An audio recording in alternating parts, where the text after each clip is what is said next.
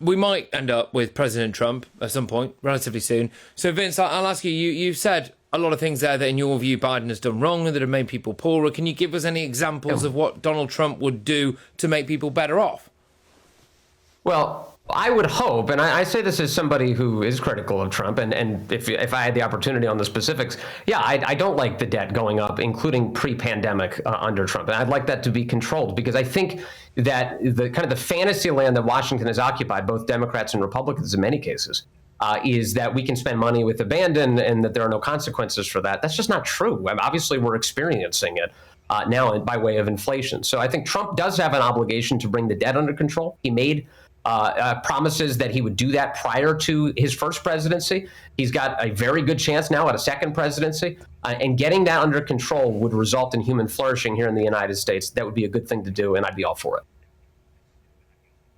Ethan, if it is President Trump, okay, in a few months' time, then there is a chance that he's going to start saying some stuff a bit like America first, and he is going to maybe reduce things like foreign expenditure. He is going to maybe start banging the drum and say, I'm going to spend less on illegal immigrants and all of that stuff. All of that will sound very appealing, I imagine, to a lot of Americans. How on earth would Biden combat that?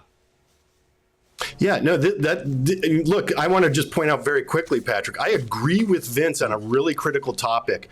$35 trillion of national debt is a major looming problem for the United States of America. Both parties have abjectly failed over the last 20 years when it comes to deficit spending. Republicans and Democrats alike need to do a much better job and keep an eye on this national debt. It's a serious, serious problem. However, I want to point out, President Trump spent as much on foreign spending as any prior president. It's actually Joe Biden that passed legislation to restrict how we spend money overseas, bringing that manufacturing back home, bringing chip manufacturing back home.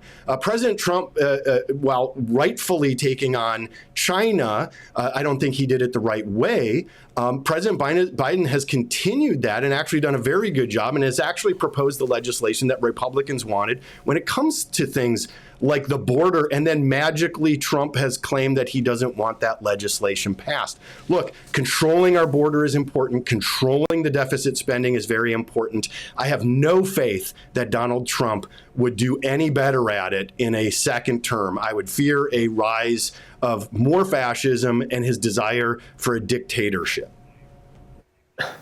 Right, okay. Now, I'm going to just let Vince have the very final word on this then. So, I mean, there were some quite strong allegations there, Vince, about the rise of fascism and a desire for a dictatorship, which I think is probably worthwhile to come back to. Yeah, because I think it's absurd. I'm confident in that, in fact, because, look, Trump is the one who wants to appear on ballots and have the people choose him. He's the one who did leave office on January 20th, 2021. He flew to Mar-a-Lago. There was the transfer of power. I mean, the whole thing is nuts, actually. And you have, meanwhile, the left is trying to remove him from presidential ballots, to trying to use the justice system to prevent him from having a candidacy. They're imprisoning their political opponents. Just the idea that fascism is projected on Trump, I think, is absurd, and it's unfortunate in American politics. When it comes to what's going to happen in a Trump presidency, I just think it's critical that he be focused on getting that debt down, because, look, Joe Biden just put a budget forward, a proposed budget, as all presidents do. And that budget suggests that by the end of 2 terms of Biden's presidency, he will have raised the national debt by $14 trillion. That is not sustainable. That will be the single highest payment that the United States government has to pay for. And that comes right from Americans and their ability to afford anything.